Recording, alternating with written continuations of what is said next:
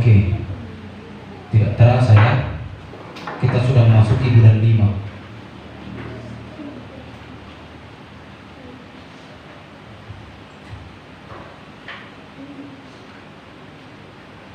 Mari Bapak Ibu Saudara langsung saja kita buka Alkitab kita yang terambil dari kitab Yakobus.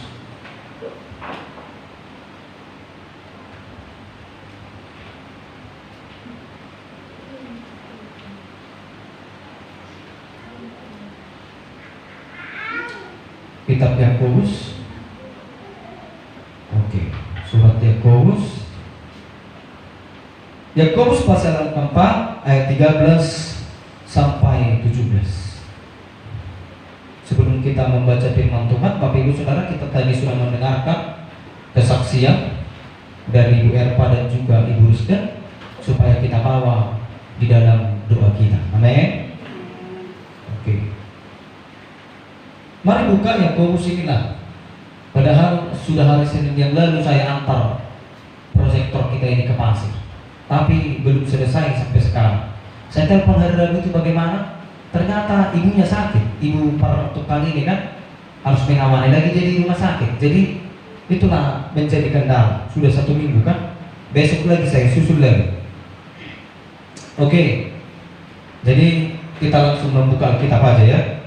Yakobus pasal yang keempat ayat 13 sampai 17. Yakobus pasal yang keempat ayat 13 sampai 17. Sudah dapat semuanya?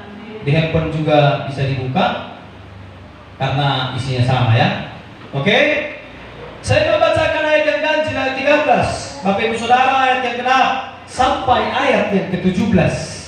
Saya membacakan ayat yang ganjil. Yakobus pasal yang ke-14, yang ayat ke-4, pasal 4 ayat 13 sampai 17. Jangan melupakan Tuhan dalam segala perencanaan.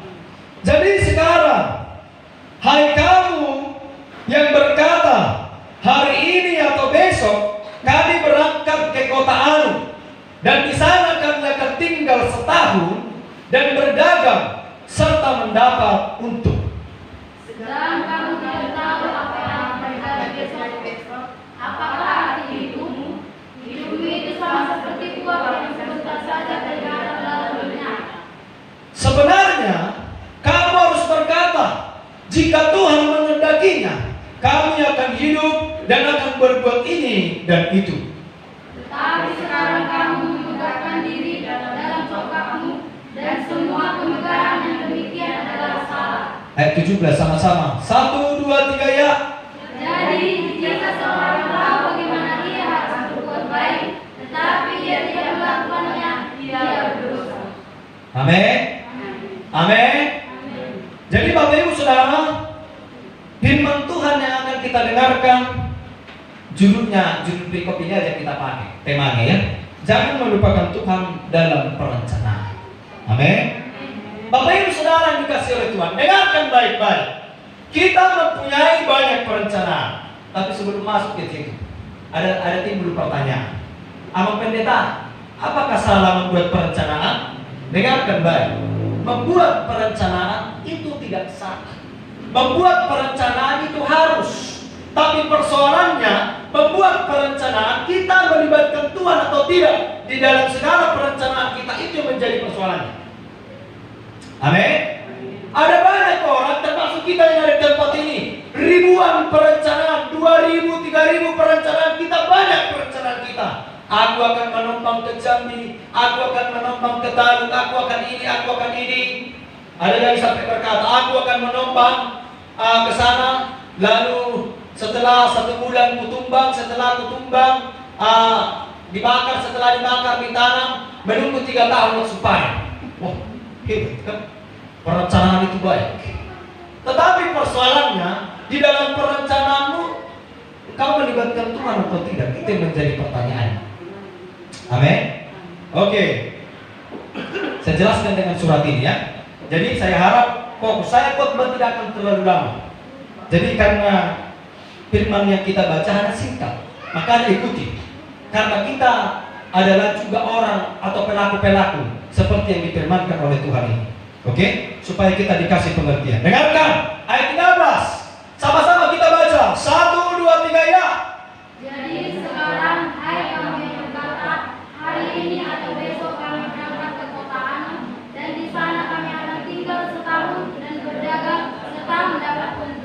Oke, dengarkan. Ini adalah tulisan Yakobus. Jadi tulisan Yakobus ini ditujukan kepada orang-orang Yahudi dan juga bukan kepada orang Yahudi, termasuk kepada kita yang mendengarkan pagi hari ini. Amin.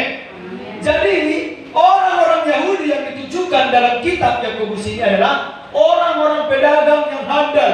Mereka lihai dalam berdagang, mereka lihai. Namanya pedagang ya. Mungkin ada pedagang di antara kita. Saya juga dulu belajar ekonomi kan.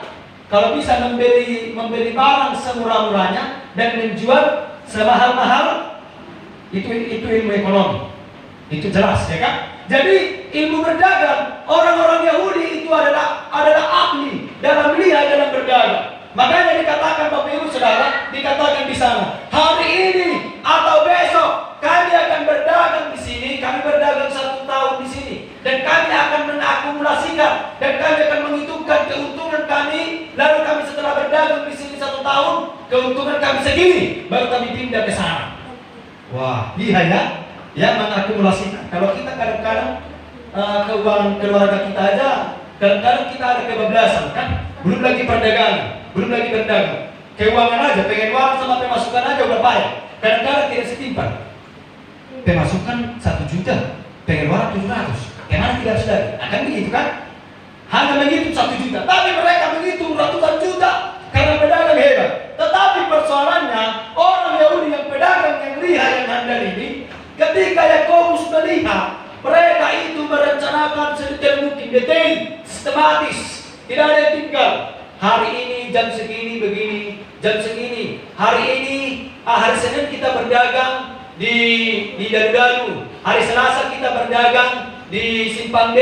Hari Rabu kita berdagang di Pajak Dalu. Begitu, detail sekali. Tetapi Yakobus melihat ketika mereka melakukan perencanaannya, membuat planning, merencanakan, sedikit pun mereka tidak mengingat Tuhan. Itu yang menjadi persoalan. Sedikit pun mereka tidak melibatkan Tuhan. Sedikit ketika mereka melakukan rencana itu, berdoa pun tidak ada. Kalau tidak berdoa sama saja tidak mengingat Tuhan ya. Setuju ya? Setuju ya?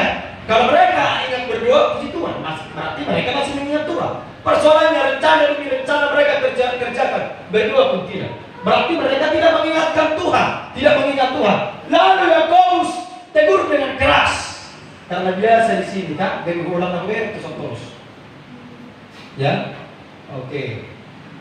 Jadi dengarkan. Lalu Bapak Ibu Saudara, coba ayat 13, perhatikan dulu. Inilah detailnya perencanaan mereka ini. Perhatikan ayat 13. Jadi sekarang, hai kamu yang berkata hari ini atau besok kami berangkat ke kota Anu. Wah, besok mereka sudah tunjukkan tempatnya untuk di sini kita berdagang, di kota Anu kita berdagang, katanya kan. Lalu dan di sana kami akan tinggal setahun berdagang, mengakumulasikan keuntungan segini, ya kan? Lalu kita mendapat untungnya kita begini, detail ya kan? Tetapi persoalannya dalam perencanaan mereka sedikit pun tidak mengingat Tuhan, tidak melibatkan Tuhan dan tidak menyerahkan perencanaan mereka kepada Tuhan. Lalu Yakobus tegur.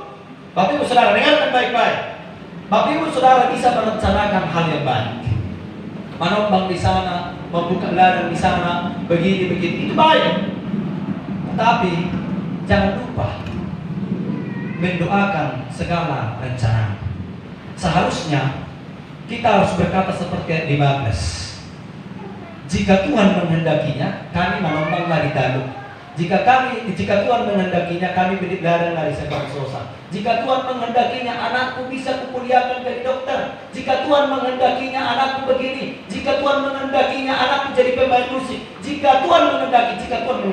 Seharusnya itu yang perlu. Amin. Amin. Amin. Oke. Jadi itulah yang dialami ayat 13 orang Yahudi, merasa hebat, merasa cokak dan merasa mampu. Oke. Perhatikan ayat 14. Sama-sama kita baca ayat 14. Ini Yakobus tegur dengan keras. Ayat 14. 1, 2, 3 ya. Sedangkan kamu tahu apa yang terjadi besok. Apakah hidupmu itu sama seperti uang yang sebentar saja kelihatan lalunya? Oke. Menarik ya? Dengarkan. Orang Yahudi termasuk orang-orang Kristen mungkin juga ada kita di tempat ini yang merencanakan banyak perencanaan tanpa berdoa, tanpa mengingat Tuhan dan tanpa berhitungkan Tuhan, tanpa melibatkan Tuhan. Tetapi firman Tuhan, Yakobus menegur kita dengan keras pada pagi hari ini. Dia berkata, sedang kamu tidak tahu apa yang terjadi besok. Kamu rencanakan untuk tahun depan. Kamu tahu apa yang terjadi besok? Jangan-jangan kamu mati. Tapi kamu sudah rencanakan untuk tahun depan. Itu yang firman Tuhan katakan. Yakobus tegur dengan keras. Saya bertanya tanpa terkecuali yang ada di tempat ini. Kalau tahu jawab. Ya, siapa di sini yang tahu hari besok apa yang terjadi? Angkat tangan. Siapa yang tahu? Angkat tangan. Siapa yang tahu? Terlalu jauh ya? Enggak usah terlalu jauh. Siapa yang tahu apa yang terjadi 1 jam kemudian? Angkat tangan. Siapa di sini yang tahu apa yang terjadi 5 menit kemudian? 5 menit aja kemudian. Angkat tangan. Tidak ada. Oke? Jadi kalau sampai kita merencanakan detail perencanaan kita tanpa mengingat Tuhan, tanpa merhitungkan Tuhan, celakalah kita. Amin. Amin. Karena apa? Kita merencanakan 1 tahun ke depan, sementara tahun depan kita tidak tahu apa yang terjadi. Jangan-jangan kita sudah sakit, tidak bisa lagi bangkit berdiri. Ya kan? Kita rencanakan, aku begini. Ya kan? Boleh. Tapi persoalannya ingat Tuhan. Amin. Amin. Oke. Perhatikan ayat 14. Sedang kamu tidak tahu apa yang terjadi. Apakah arti hidupmu? Dijelaskan lagi. Ditegur dengan keras oleh Yakobus. Hidupmu itu sama seperti apa katanya? Seperti uap yang sebentar saja kelihatan lalu lenyap. Oke. Kenapa Yakobus menegur orang-orang Yahudi dan menyamakan hidup mereka itu seperti uap? Dengarkan baik-baik. Pedagang-pedagang ini adalah pedagang yang lihat, pedagang yang pintar. Dia tahu di mana tempat berdagang yang penduduk orangnya banyak. Biasanya mereka berdagang itu di pelabuhan. Tahu pelabuhan ya? Jadi itu pelabuhan itu adalah sarana orang yang datang dan sarana orang yang pergi, seperti terminal. Kira-kira begitu ya. Jadi di sana populasi orang itu banyak. Tentu potensi untuk laku dagangannya besar. Oke? Lalu mereka berdagang di pelabuhan di dekat laut. Jadi setiap hari mereka berdagang di dekat laut, setiap pagi ada uang. Mereka saksikan itu setiap pagi. Ada uang. Lalu setiap pagi ketika mereka berdagang, mereka lihat uang itu. Tiba-tiba ada satu pembeli melihat dagangannya sudah laku, dan mereka lihat uang itu sudah hilang. Ya kan? Itu setiap hari mereka saksikan. Dilihat uang itu masih ada. Tiba-tiba ada pembeli satu. Setelah laku, pembelinya pergi dan dia lihat kembali uang itu sudah hilang. Aku berjualan, barangku laku hanya setengah menit, 30 detik, uang itu sudah hilang. Kira-kira begitu ya. Jadi apa namanya? Setiap hari uang itu sudah disaksikan. Kaum ibu lah. Kalian memasak setiap kali ya, betul ya? Pasti uang itu sudah khas sama kalian ya. Uap itu kan kadang-kadang memasak teh, kalian angkat tutupnya sudah masak, timbullah uap, ya kan? Tapi dalam hitungan detik, 3 detik uap itu hilang. Setuju? Oke ya? Oke ya? Jadi masak sayur kita tutup, lalu yang ada uap. Seketika, nggak sampai kurasa 3 detik. 2 detik hilang. Oke? Setuju ya? Jadi Yakobus tegur dengan keras, hidup itu seperti uap. Sekarang kelihatan, sekarang kamu bisa hidup, tetapi nanti malam juga bisa hidupmu itu lenyap. Oke? Yakobus tegur. Oke ya? Oke ya? Jadi Bapak Ibu Saudara, dengarkan. Apakah arti hidupmu? Hidup itu sama seperti uap. Artinya apa? Yang hari ini bisa kelihatan, yang hari ini kamu bisa kuat. Hari ini kamu bisa melihat, hari ini kamu bisa berjalan, katakan kan? Tapi ingat, beberapa jam kemudian kamu bisa sakit, kamu bisa tidak berjalan, kata Tuhan. Jadi hidup itu seperti itu. Jadi jangan petentengah, kata Tuhan ya. Memang tidak ada dikatakan di sini, itu bahasa saya ya. Oke ya, amin. Oke, itu yang pertama. Kenapa disamakan seperti uap? Karena uap hari sekarang dia bisa kelihatan, tapi di 3 detik kemudian dia bisa hilang. Jadi hidup kita juga begitu. Hari ini kita sehat, besok juga kita bisa mati. Ya kan? Itulah kehidupan itu. Makanya disamakan seperti uang. Yang kedua, kenapa Yakobus menyamakan kehidupan kita seperti uang? Nanti kaum ibu, kalau kalian memasak sore atau besok pagi, lalu memasak teh atau memasak apa ada uangnya, coba dulu tangkap uangnya atau pegang. Kira-kira bisa nggak? Nggak bisa. Oke ya? Jadi Yakobus katakan, tegur dengan keras, hidup itu seperti uang. Artinya apa? Kita punya kehidupan. Kehidupan kita ini kita tidak bisa pegang, dan kehidupan kita ini tidak bisa kita genggam. Setuju? Setuju? Setuju? Oke ya. Jadi Gerson, mungkin banyak perencanaan cita-cita, tapi ingat, hidupmu itu tidak bisa kamu pegang dan tidak bisa kamu genggam. Iya kan? Nggak bisa. Walaupun kamu yang menghidupi kehidupanmu, tidak bisa kau pegang, tidak bisa kau genggam, dan tidak bisa kau pegang kuat begini. Ini saya punya handphone. Handphone saya ini, kalau saya pegang begini, dalam 1 tahun ini tidak akan hilang. Karena ini benda. Tapi persoalannya uang, bagaimana kita memegang itu? Ya kan? Nggak bisa. Jadi ada 2 tadi maknanya. Kenapa Yakobus tegur kehidupan kita itu seperti uang? Yang pertama, kehidupan kita itu hari ini kita bisa ada, besok bisa tidak ada. Yang kedua, kenapa disamakan kehidupan kita itu seperti uang? Karena uang tidak bisa kita pegang. Sama dengan kehidupan kita hari besok. Sama, besok hari Senin. Siapa yang bisa pegang hari Senin? Angkat tangan. Besok hari Senin. Siapa di sini yang antara sini yang bisa pegang hari Senin? Angkat tangan. Tidak ada. Itu membuktikan bahwa kehidupan kita ini tidak bisa kita pegang. Padahal sudah kehidupan kita. Jadi yang pegang kehidupan itu siapa? Ya Tuhan. Itu. Amin. Amin. Amin. Oke. Paham ya?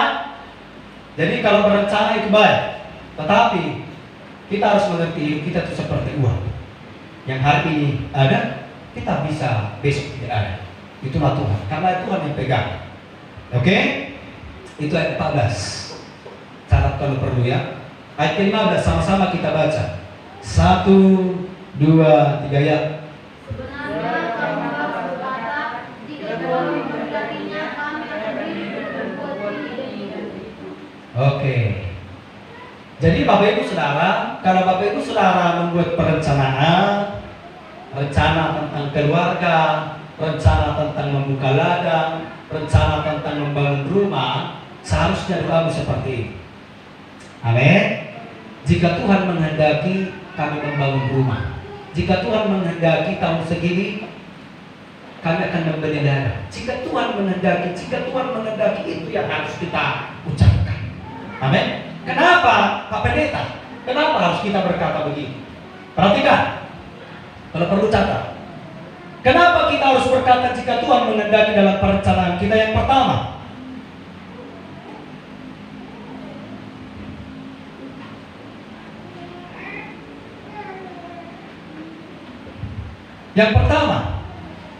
kalau kita berkata jika Tuhan menghendaki, artinya apa? Penyerahan penuh kepada Tuhan. Yang pertama, kalau kita berkata jika Tuhan menghendaki, aku akan melakukan ini. Jika Tuhan menghendaki, aku akan pergi ke sana. Jika Tuhan menghendaki, aku akan melakukan ini dan melakukan itu. Artinya apa? Kita penyerahan penuh, berserah penuh kepada Tuhan. Berserah penuh kepada Tuhan, karena kita tahu sedetik seperti dikatakan di WFA, detik per detik pun tidak bisa kita kendalikan. Yang pegang kendali hanya Tuhan. Makanya dia katakan, kamu tidak tahu apa yang terjadi besok. Karena apa? Bukan kamu yang pegang kendali kehidupanmu. Yang pegang kendali kehidupanmu adalah aku Tuhan. Amin. Amin. Jadi Bapak Ibu Saudara, yang pertama, kalau kita berkata jika Tuhan menghendaki, artinya apa?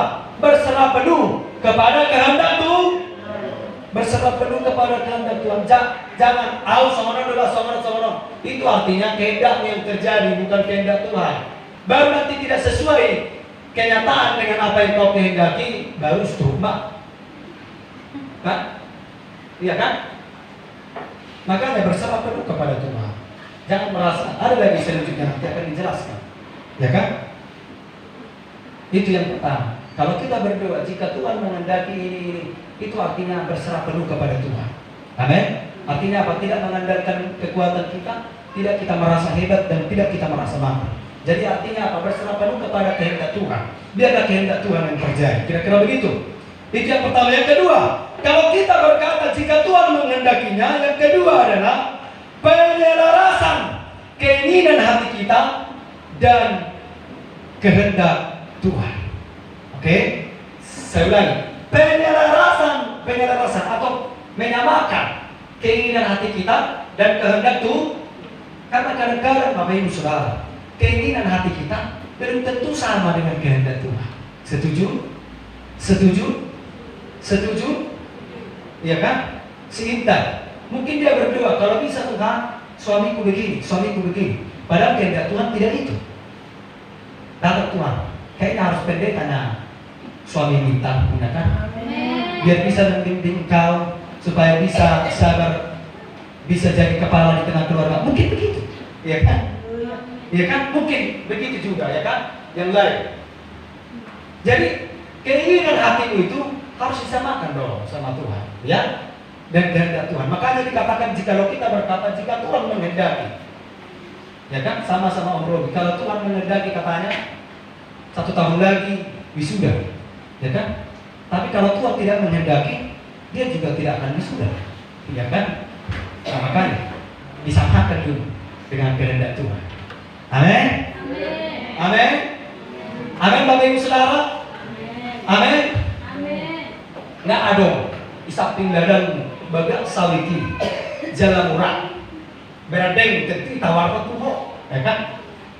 Itu keinginan hatimu, aduh sudah pengen kan? Tiba-tiba jika Tuhan menghendaki HP dan rokana dan kehendak Tuhan koniho, memang tidak akan jadi, ya kan? Maka semua harus pada kehendak Tuhan. Amin. Tapi yang penting samakan dulu keinginan hatimu dan kehendak Tuhan. Oke ya? Supaya apa? Kalau kita rencanakan, dengarkan baik. Kalau kita rencanakan A, ternyata yang terjadi B, bukan berarti Tuhan tidak memperhatikan. Berarti apa? Jauh yang lebih baik itu yang Tuhan sediakan. Amin. Amin. Mungkin di Tadahamudo si Mungara, anak Pak Lai, kan? Pak Erna. Jadi kami banyak bercerita-cerita akhir-akhir ini kan, begini-begini sampai mereka hamba Tuhan kan, Bandung Wijaya, Bandung Tapak sampai Sonari, Bandung Tapak di samping gereja di Batas dan Tanah. Tapi ternyata akhir-akhir ini ada lagi menawarkan tanah sudah strategis, murah dan baru itu hari be pandika kan, hima. Habisnya juri salah Tuhan itu kan, habis Sonari ibadah. Nah, kubuat tapi waktu Tuhan itu udah terbaik, kan? Baru biasa. Memang kadang-kadang kita ini harus jadi pengalaman baru kita paham, kan? Kalau sebelum jadi pengalaman, kita tidak paham, kita tidak akan mengerti, kan? Terus mau orang Tuhan salah, orang Tuhan salah, orang Tuhan salah, ya kan? Setelah jadi pengalaman, baru itu ateng, tidak bisa, kan? Sama dong bapakku, kan? Boleh dong kok kata, nah, nunggu no. Iyo, ateng, tidak bisa. Omong mesti harus kan? Tak kuat tuh dengan Lucio, kan? Alana di pagacak pun naruh hati, kan? Gitu kan? Jadi emosi naruh. Kamu macam harus di iyo, ateng boleh ini. Pikiran macam harus di. Asal ucapan masuk mana?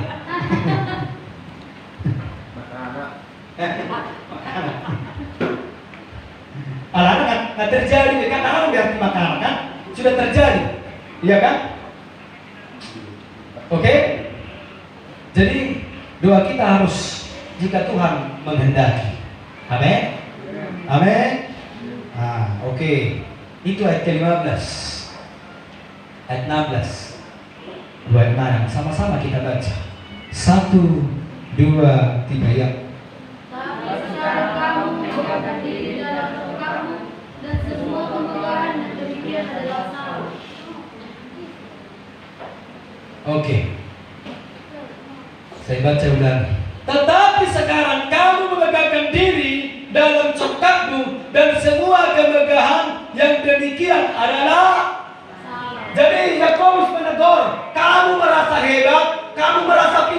dan kamu jongkar dan tidak mengingat Tuhan sedikit pun, seolah-olah perencanaan itu baik, seolah-olah perencanaan itu akan berhasil dengan baik.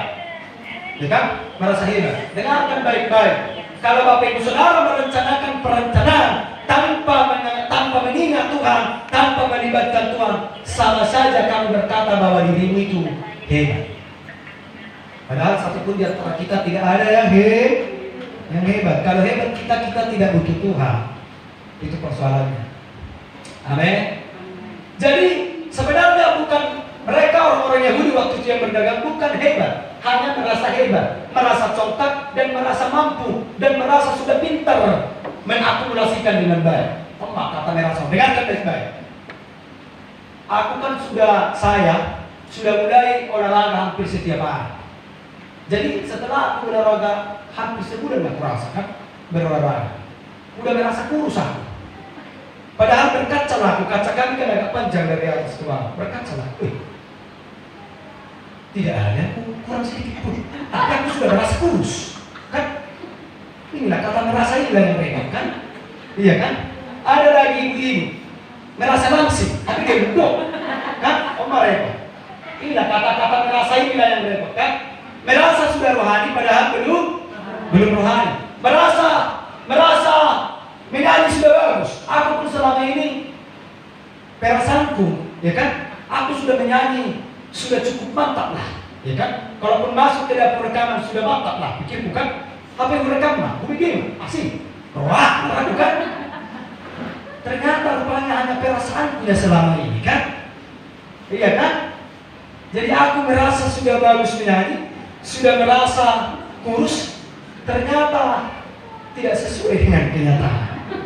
Ya kan? Amin. Sama dengan orang-orang Yahudi itu, sudah merasa hebat, sudah merasa pintar mengakumulasikan, ternyata tidak hebat, ternyata tidak pintar. Sama dengan kita. Jangan kita merasa hebat merencanakan itu tanpa mengingat Tuhan.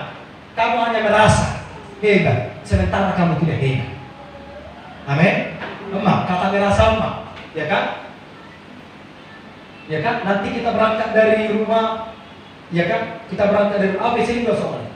Berangkat dari rumah sudah merasa sudah rapi, merasa baju kita sudah mantap. Rupanya soalnya maka sering bersama kan memang untung dua orang gembala istri penolong katanya kan. Jadi nggak berangkat asal jam, sudah berkaca, sudah mantap rambut sudah begini kan, sudah merasa rapi lah ini kan. Tiba-tiba sampai ke gereja dari gembala. Nih baju kan ini faktor dekeran, hanya merasa, ya kan? Makan sudah merasa rapi padahal belum. Jadi sama dengan firman Tuhan itu kan, merasa hebat, merasa mampu, padahal kita tidak mampu, padahal kita tidak hebat, hanya merasa. Jadi kata merasa ini membuat kita itu tidak maju, tidak berkembang, ya kan? Merasa sudah bertumbuh, padahal belum bertumbuh. Merasa sudah rohani, merasa sudah semua kata-kata merasa ini.